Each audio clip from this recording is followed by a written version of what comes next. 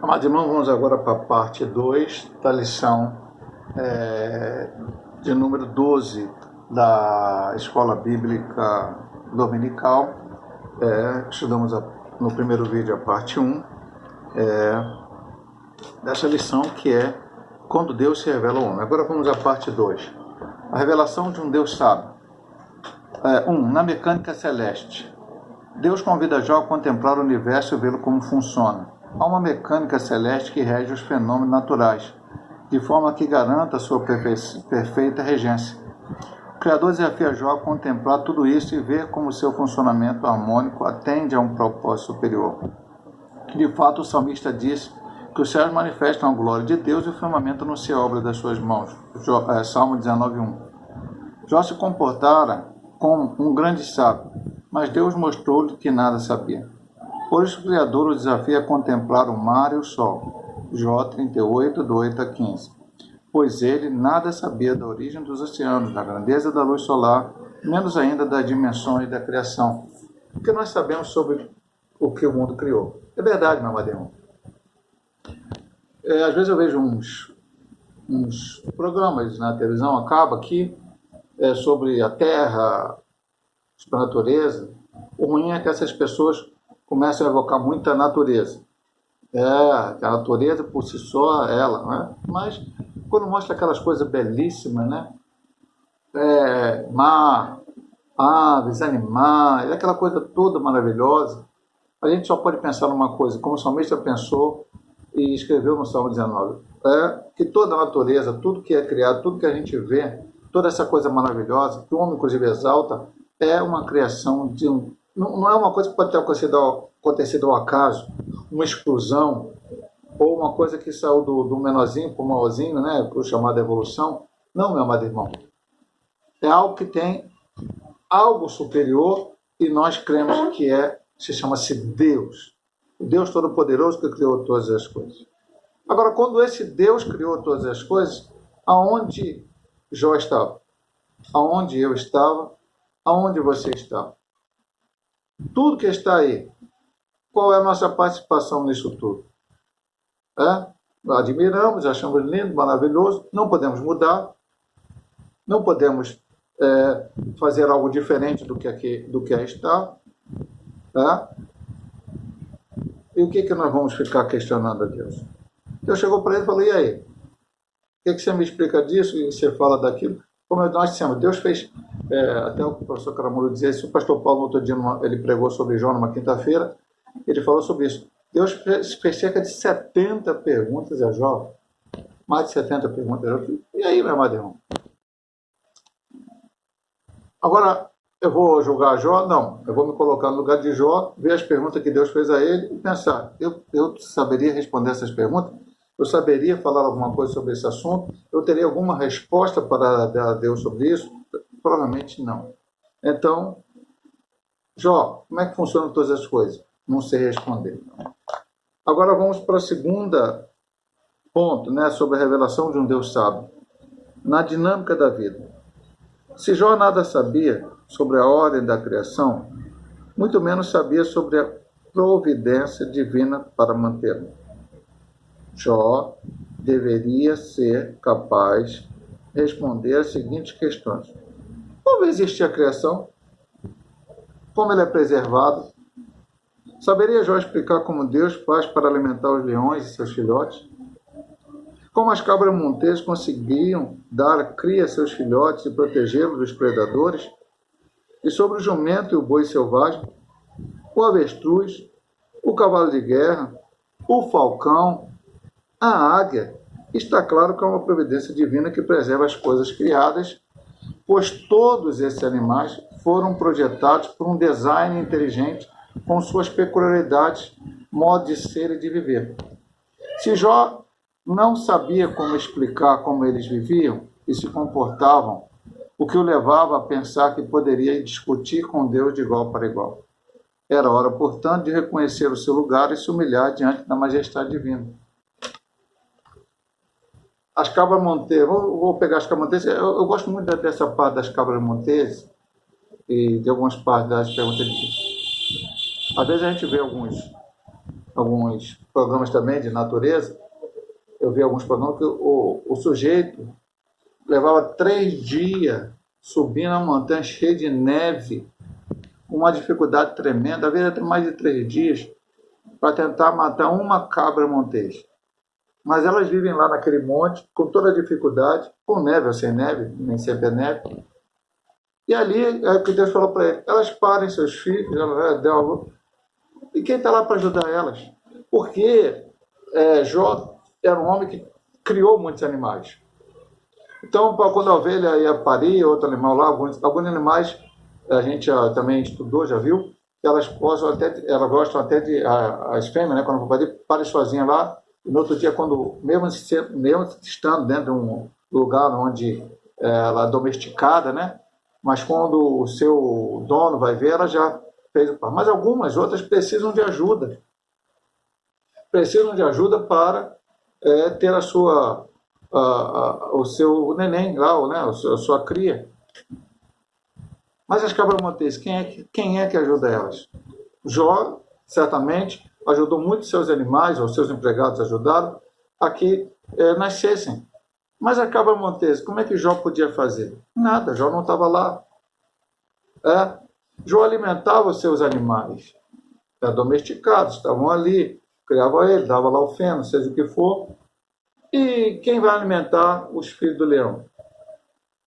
Quem vai alimentar? Então, várias perguntas foram feitas, né, que ele começa a colocar aqui, sobre as cabras monteses criam seus filhotes e protegem predadores, jumento, boi selvagem, avestruz, cavalo de guerra, falcão, águia. Como? Não, nem ele, como nós falamos no ponto 1 aqui. Nem ele, nem eu, nem ninguém poderá responder isso. O pessoal da natureza aí quer colocar como se a terra cuidasse por si própria, né? Fala de Mungaia, outras coisas mais. A natureza, como nós temos no ponto anterior, a natureza por si só cuidasse. Não tem natureza por si só, não. Existe um Deus, aqui ele chega a falar de um design inteligente, que criou todas as coisas. Agora, Deus não só criou. Às vezes eu falo para os irmãos, só olhar para dentro do corpo humano e ver como é que ele funciona. A ciência consegue explicar, consegue até a medicina fazer a questão de operar, transplante, outras coisas mais, mas criar como? O coração, o rim, o pulmão, pâncreas, tudo isso tem um objetivo. Deus criou dessa forma. E assim como no homem, também no animal. E também nas plantas. E aí o que o pessoal chama de cadeia, eu esqueci agora, né? De um animal comer outro, comer planta e tal.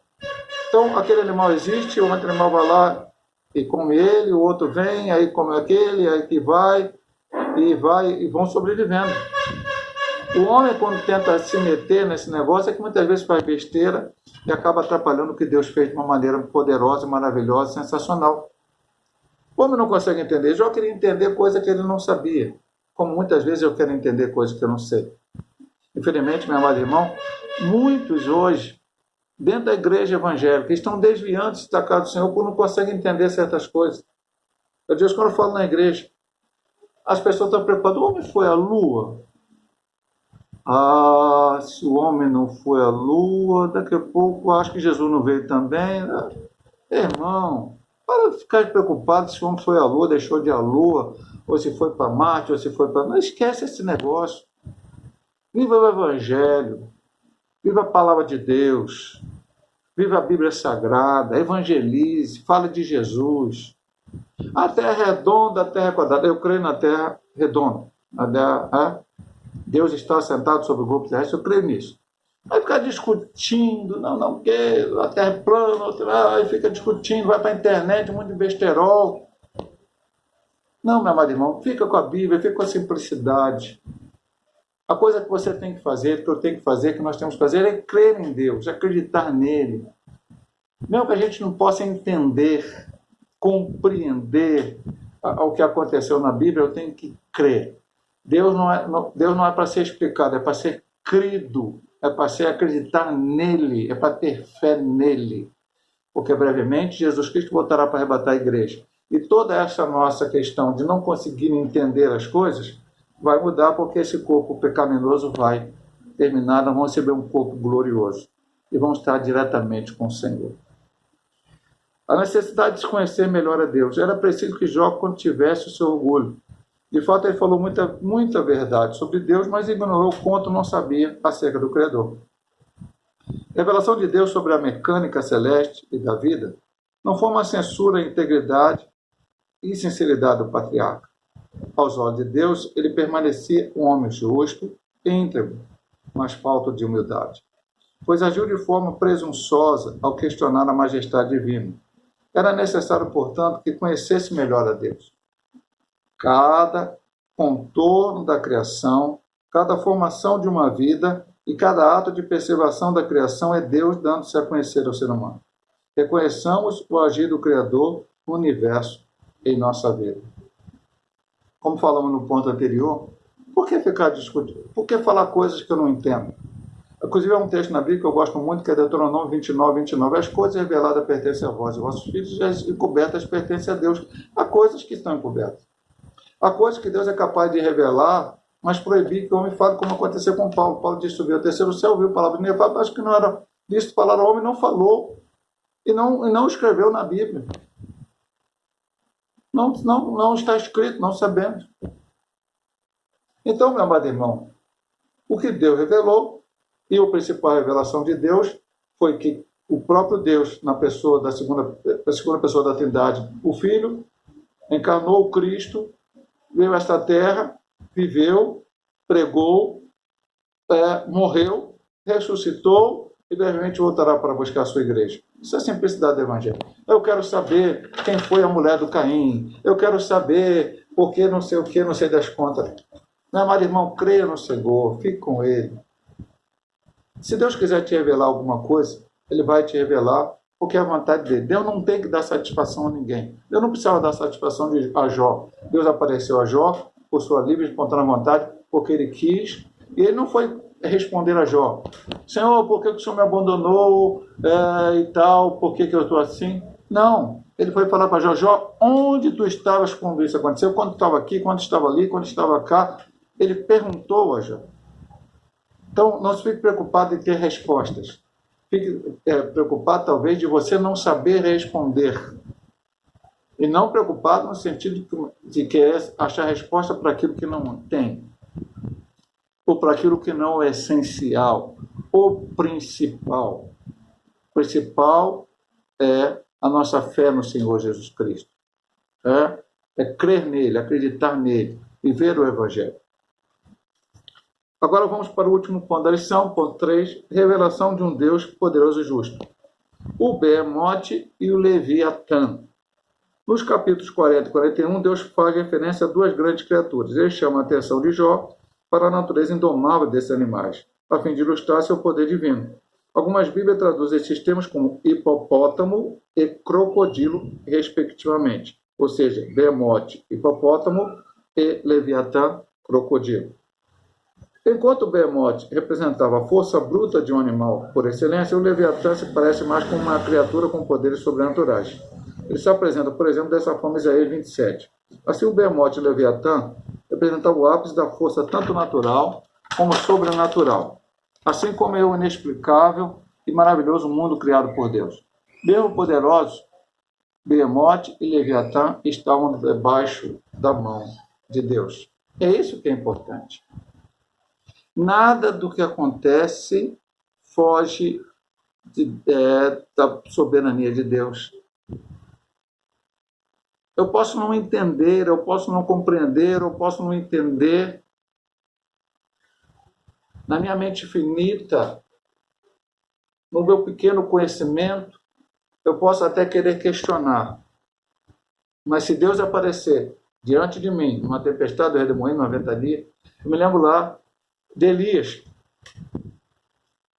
Elias fugiu, ficou ali dormindo, o anjo acordou, ele falou: come e bebe, porque o caminho é longo. Ele bebeu, comeu, mas dormiu de novo. Novamente ele acorda, o anjo acorda ele e diz que o caminho é longo. Ele anda 40 dias e 40 noites e chega no monte do Senhor.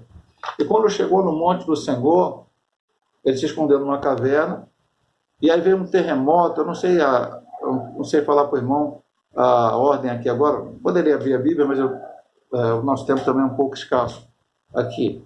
Então veio um terremoto, um fogo, um vento, todas aquelas coisas, mas ele percebeu que Deus não estava no meio daquelas coisas. Veio uma voz mansa e suave, ele se voltou na sua capa e foi ouvir Deus. E Deus falou assim, que fato é que ele diz? Só eu que sirvo a Deus, mais ninguém.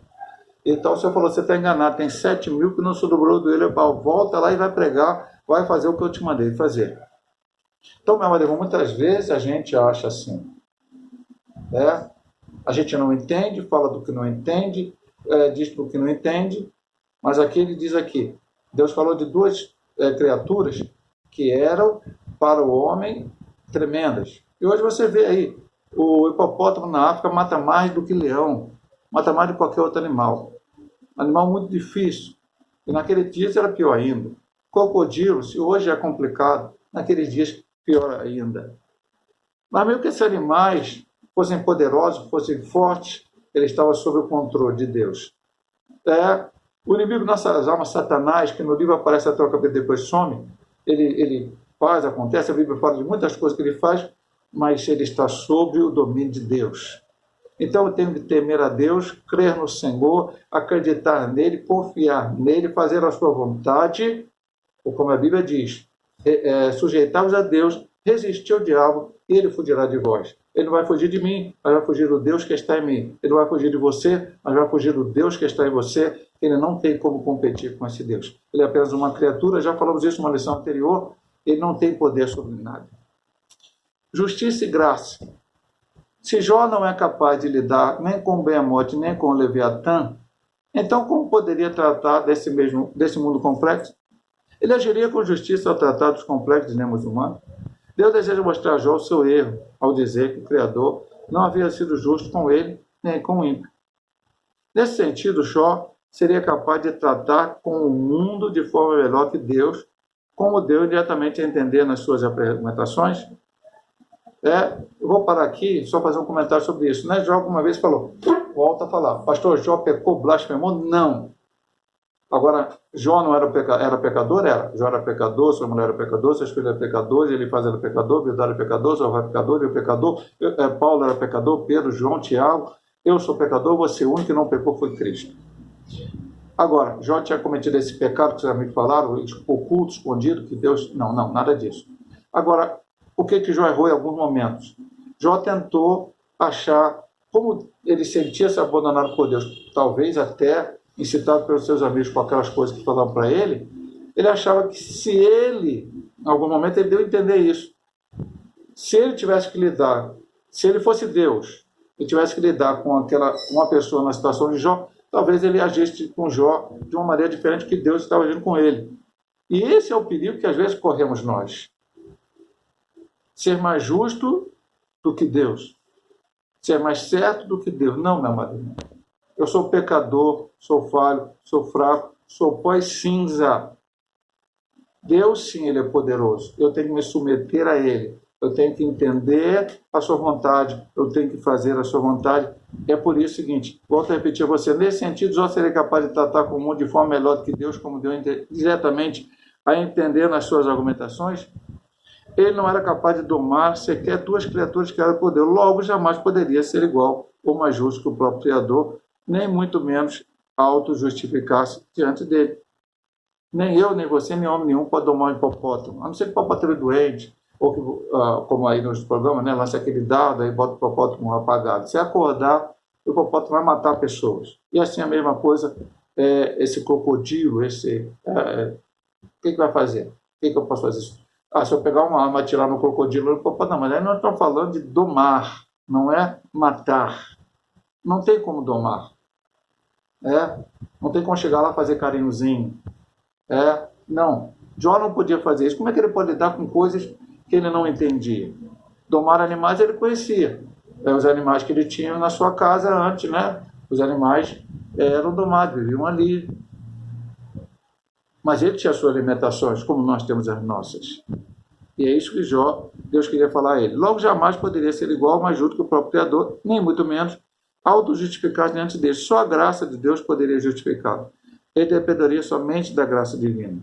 Não há nada que possa justificar o ser humano diante de Deus, senão a sua maravilhosa graça. Nada. É o que a gente fala de vez em quando na igreja, que repete aqui nas lições.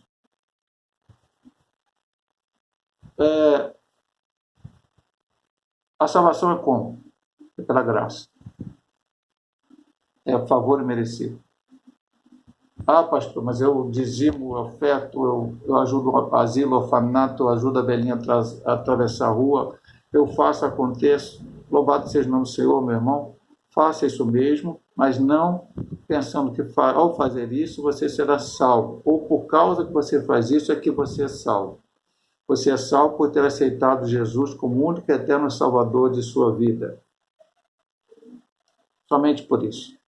As outras coisas que nós fazemos é por ser salvos. As obras acompanharão o justo, como diz lá no Apocalipse. Então, eu tenho que fazer sim. Eu tenho que frequentar a igreja, eu tenho que ler a Bíblia, eu tenho que orar, eu tenho que fazer missões de alguma forma, orar por missões, ou contribuir com missões, ou até ir como missionário. Evangelizar, porque eu posso evangelizar ao meu colega de trabalho, ao meu familiar. Enfim, tudo que eu possa fazer na casa do Senhor, tocar um instrumento, louvar a Deus, zelar pela igreja, limpar a igreja, também é um trabalho que alguns fazem, e até qualquer um de nós pode fazer. Então, não para ser salvo, mas porque somos. Eu vou repetir a última parte. Não há nada que possa justificar o ser humano diante de Deus, senão a sua maravilhosa graça. E para terminarmos a lição, a conclusão. Neste estudo, mostramos como Deus se revelou a Jó de uma forma maravilhosa. O que Jó tanto desejava finalmente aconteceu, o encontro com Deus. Este se revelou a Jó não para recriminá-lo, mas para revelar o quão perfeito ele era e o quanto conhecia pouco acerca da majestade divina. O Criador mostrou a Jó que, apesar de seu silêncio, ele sempre esteve presente e no controle de todos os acontecimentos, cabendo, portanto, ao homem louvá-lo em toda e qualquer situação. Deus não quis recriminar, Deus não quis, não apareceu a Jó para falar. Pelo contrário, nós vamos ver na lição que vem que Deus mudou o cativeiro de Jó enquanto ele orava pelos seus amigos. Algumas coisas que vamos estudar, os irmãos conhecem bem o livro de Jó. Mas quando Deus queria, através dessa aprovação, mudar o caráter de Jó, mudar o seu pensamento. Jó talvez servia a Deus com integridade, como Deus disse. Deus vai falar isso no capítulo 42 de novo, vai repetir o que ele disse no início. Jó era correto, afastar-se do mal, tudo isso. Agora, Jó não poderia, nem eu nem você, se estribar nisto. Eu tenho que me estribar, eu tenho que estar afincado, arraigado na graça, no amor de Deus. Deus me salvou e nele eu continuo e permaneço. Se eu permanecer na sua presença, se eu perseverar até o fim, se eu não olhar para trás, se eu olhar para o autor e consumador da minha fé todos os dias da minha vida, sem olhar para trás, sem querer voltar, sem me arrepender de ter verdadeiramente aceitado a Cristo como Salvador de minha vida, independente das circunstâncias que eu passe na minha vida, os problemas, as lutas, as intempéries, as perseguições, porque, como até eu preguei agora quinta-feira na igreja, um texto bastante conhecido, em Romanos capítulo 8, a partir do verso 32, se não me engano, em que Paulo fala: nada poderá nos separar do amor de Cristo, nem a tribulação, nem a luta, nem nada pode nos separar do amor de Cristo. Porque a própria Bíblia diz que antes que eu amasse a Cristo, ele me amou primeiro. Eu não estou retribuindo o amor, eu estou retribuindo o amor de Cristo, não é ele que está retribuindo o seu amor. O amor é Cristo, então agora ele vai me amar. Não, ele me amou primeiro e agora eu retribuo. Mas ele me amou sendo eu pecador. Ele não me amou porque eu me arrependi. Por causa do seu amor, morrendo naquela cruz, entregando a sua vida por mim, é que me deu essa condição do arrependimento, da salvação, da vida eterna, da esperança. Jó, lá no meio do seu livro, lá no capítulo 19, ele diz que ele esperava, ainda que mesmo que ele morresse, ele queria ver o seu Redentor. E nós já estamos esperando brevemente ver na volta gloriosa de nosso Senhor Jesus Cristo para arrebatar a sua igreja. Não vamos estar para sempre com ele. Aí tudo isso vai passar, meu amado irmão. luta, problema, dificuldade, desemprego, Covid-19, muitos estão desesperados aí com essa doença, outros problemas mais. Mas que Deus possa vos abençoar. Como eu disse no início do primeiro vídeo, semana que vem não teremos a escola dominical presencial, porque teremos a Assembleia da Igreja. Você que é membro da Igreja Metodista Pentecostal no Jacatirã, a congregação está convocada a estar na Assembleia. Se não puder, entenderemos, justificaremos a sua ausência por um motivo que você não possa ir, e estaremos gravando um novo vídeo para enviar para os irmãos com a lição de número 13. As revistas já estão compradas, depois estaremos distribuindo aos amados irmãos. Deus possa abençoar a cada um, em nome de Jesus. Amém.